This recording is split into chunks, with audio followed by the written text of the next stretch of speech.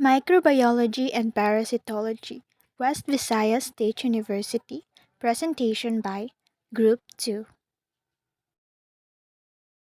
The Group 2 of BSED Science 3D are the following: Lovely Caviero, Jelly Joy Cordero, Jeline Cordero, Diana Fe Dalmasio, and Lori Del Di Tomas. And we will discuss the topic about hookworm. For the topic outline, we will discuss the introduction of hookworm, life cycle and its vector, signs, symptoms, and complications, diagnosis, prevention, treatment, and some additional informations. Objectives: to describe the nature of hookworm, including mature adult and their eggs or larvae, and their prevalence. Next, to understand the life cycle of hookworm and identify its vector. Third, to recognize the signs, symptoms, complications, diagnosis, prevention, and treatment of the infection. Fourth, to acknowledge other important information about hookworm and see how they look like. Introduction of hookworm. Hookworms. Hookworms, according to Cleveland Clinic, is a parasite that infects and lives in the small intestine. Hookworms, Ascariasis, and whipworms are all-around worm infections. These parasitic worms are called soil-transmitted helminths, or STH, because the infection spreads through contaminated soil. In addition, CDC, or Center for Disease Control and Prevention, said that hookworms' eggs are passed in the feces of an infected person. If the infected person defecates outside, near bushes, in the garden or field, or if the feces of an infected person are used as fertilizer. Eggs then are deposited in the soil. They can then mature and hatch, releasing larvae or immature worms. The larvae mature into a form that can penetrate the skin of humans. Hookworm infection is mainly acquired by walking barefoot on contaminated soil. One kind of hookworm can also be transmitted through the ingestion of larvae.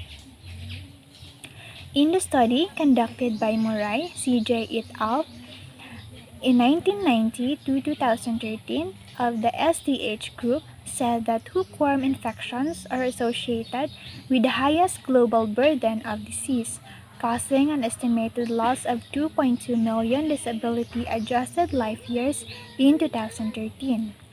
Moreover, World Health Organization 2013 said that hookworm infections contribute to acute and chronic disease, with the highest disease burden being chronic anemia, which can be severe in some individuals.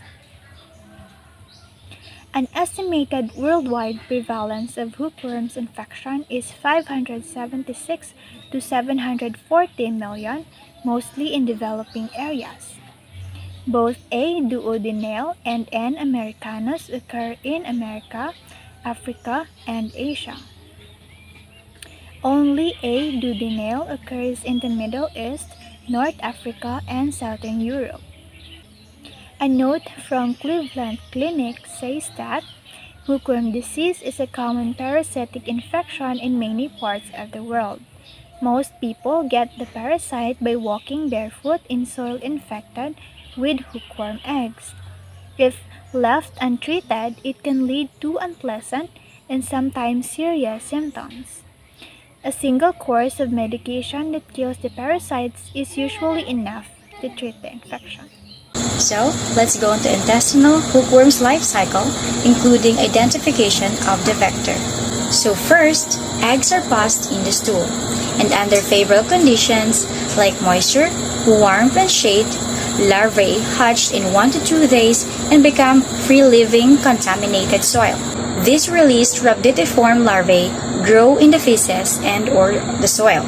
Second, after 5 to 10 days and 2 molts, they become filariform or the third stage larvae that are infective. Third, these infective larvae can survive 3 to 4 weeks in favorable environmental conditions. On contact with a human host, typically bare feet, the larvae penetrate the skin and are carried through the blood vessels to the heart and then to the lungs. They penetrate into the pulmonary alveoli, ascend the bronchial tree to the pharynx, and are swallowed. Fourth, the larvae reach the jejunum of the small intestine, where they reside and mature into adults. Adult worms live in the lumen of the small intestine, typically the distal jejunum, where they attach to the intestinal wall with resultant blood loss by the host. Fifth, most adult worms are eliminated into 1 to 2 years, but the longevity may reach several years. Some duodenal larvae, following penetration of the host's skin, can become dormant or hypobiosis in the intestine or muscle. These larvae are capable of reactivating and establishing patent intestinal infections. Hosts. Humans are the principal host for both A. duodenal and N. americanus. Acelanicum may be zoonotic, as 2 haplotypes have been identified, one found only in humans thus far and the other found in humans, dogs, and cats. Acanenum is the common dog hookworm. Signs, symptoms, and complications of hookworm disease in the patients or in the host. What are the symptoms of hookworm disease? According to clinical presentation, an intestinal hookworm infections are commonly asymptomatic. Attachment of the hookworms to the intestinal wall may stimulate abdominal pain, nausea, and anorexia. Iron deficiency anemia caused blood loss at the site of internal attachments of adult worms may also cause infections. Occult blood in the stool may also be seen in heavy infections. In severe cases, protein malnutrition from chronic plasma protein loss has been reported. Other clinical manifestations of hookworm infection include an urticarial dermal reaction or ground itch, associated with filiform or L3, larvae penetration, and respiratory involvement including eosinophilic pneumonia may be observed and may occur during larval pulmonary migration. A second urticaria. What are the complications of hookworm disease? Hookworms feed on blood in our intestines. An untreated severe infection results in blood loss. Blood loss can lead to anemia and protein deficiency. Severe anemia can cause dizziness, fatigue, muscle cramps, shortness of breath, and chest pain. Children infected with hookworms over long periods of time can suffer severe effects from lack of iron and protein. This can slow both their physical and mental development. Diagnosis of the parasite. How is hookworm disease diagnosed? If you have symptoms of hookworm disease, your healthcare provider will test a sample of your poop. They analyze the stool sample under a microscope to look for hookworm eggs. If you have recently traveled to an area where hookworm is common, your provider may recommend a blood test. A complete blood count can show eosinophilia or higher than normal white blood cells count. These signs of hookworm disease can show up weeks before eggs are present in your stool. Prevention of infection. The best way to avoid hookworm infection is not to walk barefoot in areas where hookworm is common and where there may be human fecal contamination of the soil. Also, avoid other skin contact with such soil and avoid ingesting it. Infection can also be prevented by not defecating outdoors and by effective sewage disposal systems. Take these precautions in regions where people go to the bathroom outdoors, fertilize gardens, or farmlands with human feces. Prevention of infection. The best way to avoid hookworm infection is not to walk barefoot in areas where hookworm is common and where there may be human fecal contamination of the soil. Also, avoid other skin contact with such soil and avoid ingesting it. Infection can also be prevented by not defecating outdoors and by effective sewage disposal systems. Take these precautions in regions where people go to the bathroom outdoors, fertilize gardens, or farmland with human feces. Treatment for infection. If tests show that you have hookworm disease, your provider will prescribe medications that treat the infection. In most cases, you'll take an anthelmintic medication or medication used to destroy parasitic worms orally or by mouth for 1 to 7 days. Your provider may prescribe these medicines to get rid of parasitic worms. This includes mebendazole and albendazole, or your provider may also prescribe iron supplements to treat anemia caused by hookworm disease. Other important information about hookworms. Who is at risk of hookworm disease?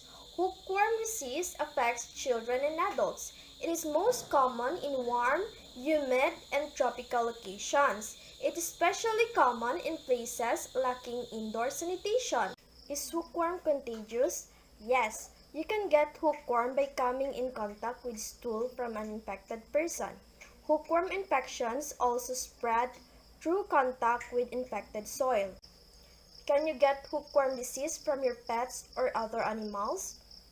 Hookworm infection in dogs, cats, and other animals typically come from different species than the one that infects humans. Animal hookworms can sometimes penetrate a person's skin, but they don't mature or lay eggs inside a human host. Animal hookworms can cause a rash as they move under the skin. This itchy rash called cutaneous larva migrans shows up as a thin raised red line that spreads across the skin. What is the prognosis or outlook for people with hookworm disease? Hookworm disease is easily curable with appropriate medication. Most symptoms, including anemia, will go away once the infection clears. When should you call a doctor? You should call a health you should When should you call a doctor? You should call a healthcare provider or a doctor if you have first a rash on your foot, next unexplained weight loss, next loss of appetite, and last fatigue or dizziness. What questions should you ask your doctor? You may want to ask your healthcare provider the following questions. First, if you need to worry about contracting hookworm's disease when traveling out of the country. Second, what steps you can take to prevent infection in areas where it is prevalent. Next, how long can hookworms live in the intestine? And last, do you need to be tested for anemia?